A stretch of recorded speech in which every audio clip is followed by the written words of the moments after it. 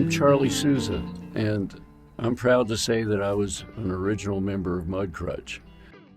I got to record with them right here at the church studio. Did some original songs. Really proud of the fact that I was able to come up here and do that and do it again 50 years later. It's really incredible. What an experience.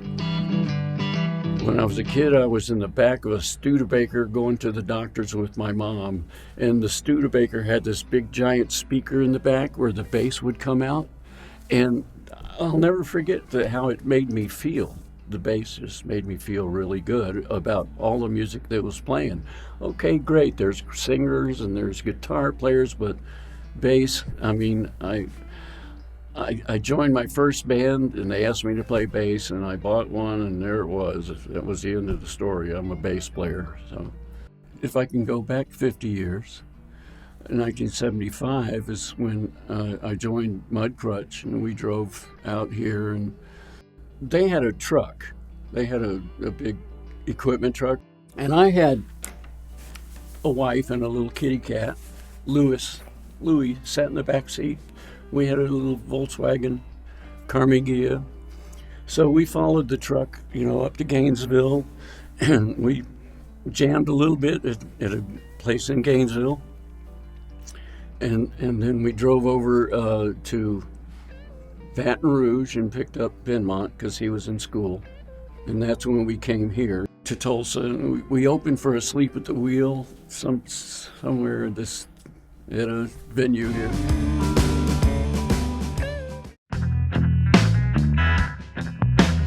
When we entered into the studio here,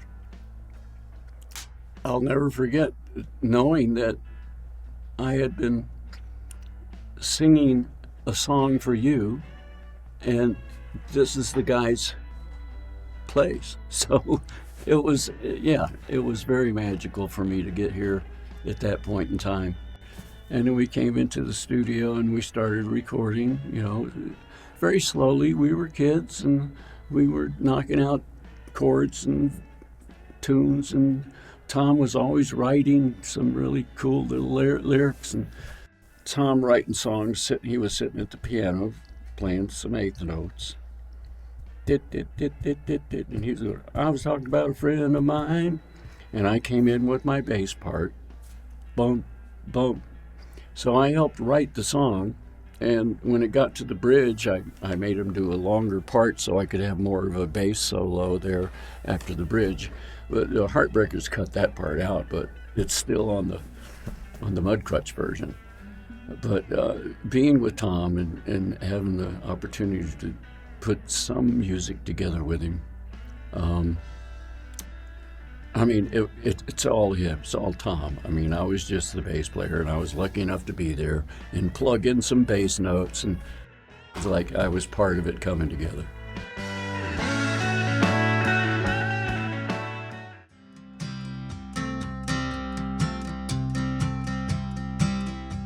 Randall Marsh was the drummer, and of course Benmont Tench was the keyboard player. Benmont seemed to be much more intelligent than the rest of us because, first of all, he knew how to, how many keys on a piano? I've only 4 strings on a bass, so come on. Mike was the guitar player, Mike Campbell. He and Tom were like one instrument, It's like they would write songs together. It's like, I remember being with Mike in the studio. Where was it?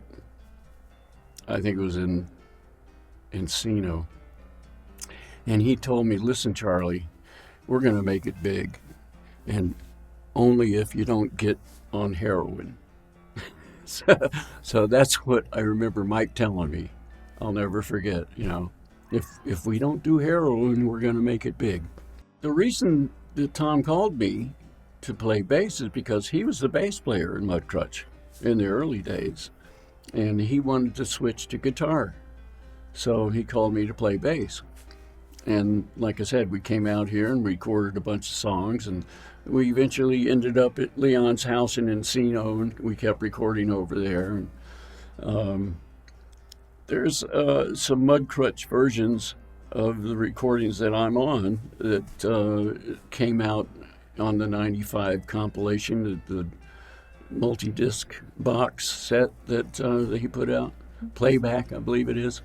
So I'm grateful to be on that, and I'm no big deal. I'm just a bass player, but the fact that I've worked with Tom, like I was saying before, when you play music with somebody, it's not about what kind of people you are, or if you're, personality wise, but when you play the music, it brings you together in your soul. So you're always bonded to that person, even though time has gone by. I mean, there's several people I've worked with that I'm still bonded to. I mean, a lot of them aren't here now, but I still have that bond.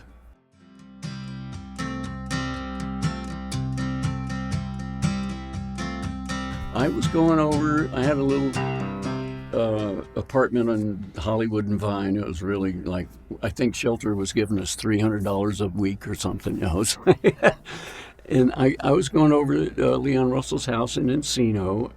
Every few days we would record there, and it got slower and slower and further in between days. And I went over there the last time, and Tom told me that the guys weren't there, and Tom told me that the band had broken up and that he was going to do his own solo career. And so that's how I knew that Mudcrutch was no longer. I mean, Tom was a big deal to me. He was my Florida Beatle. When he started working with George Harrison, it was like, wow, I mean, I was just, proud to have worked with him when I did. And he just the best.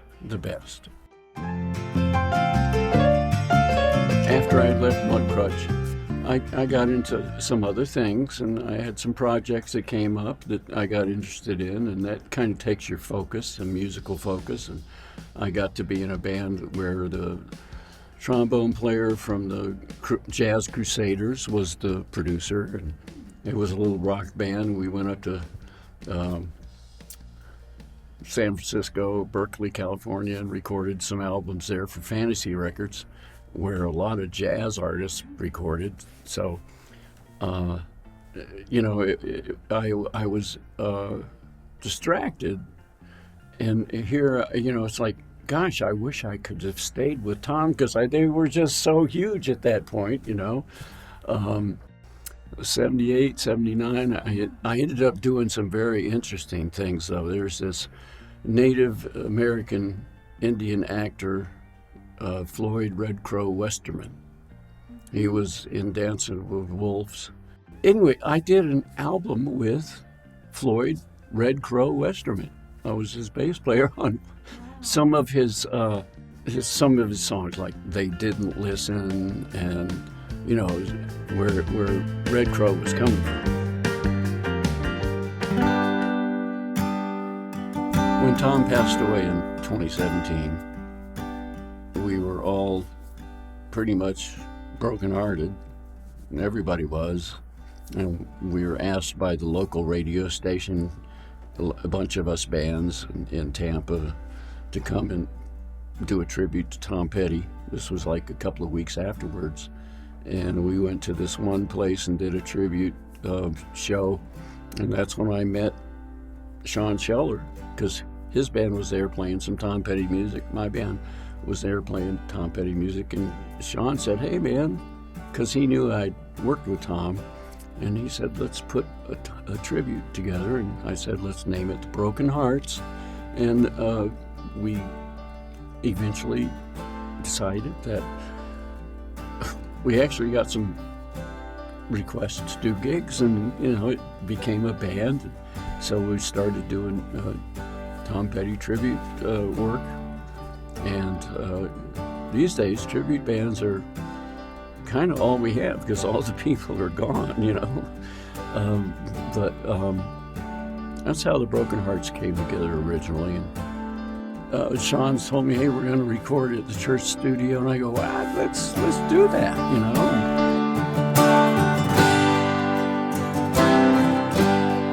So it's like I remember all these magical times, and the fact that I'm back here at the church studio today, it's just a blessing to be here and get Leon's vibes, because, you know, I ran into Leon at Shelter Records, and he said, "Pardon me, I have to get by," but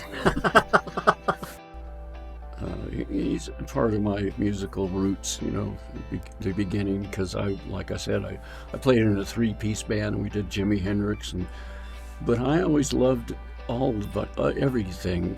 I loved I Feel the Earth Move, Carole King. I wanted to marry Carole King. I mean, come on. Yeah. So Leon Russell was one of my favorite artists, and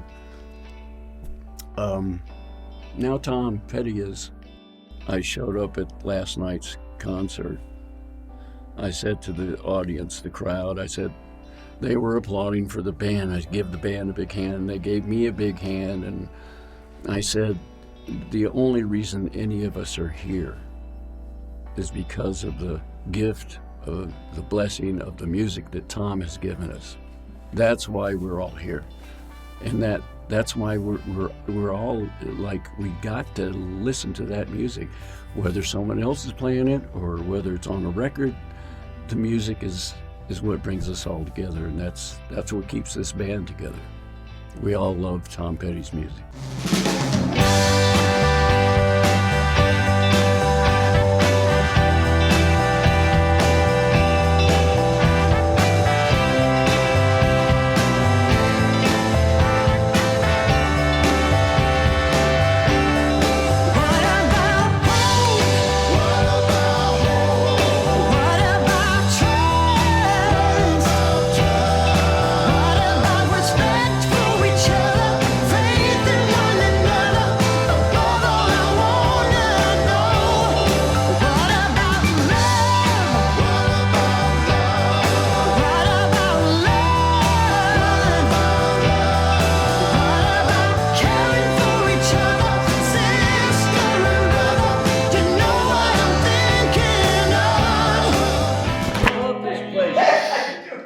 Wow.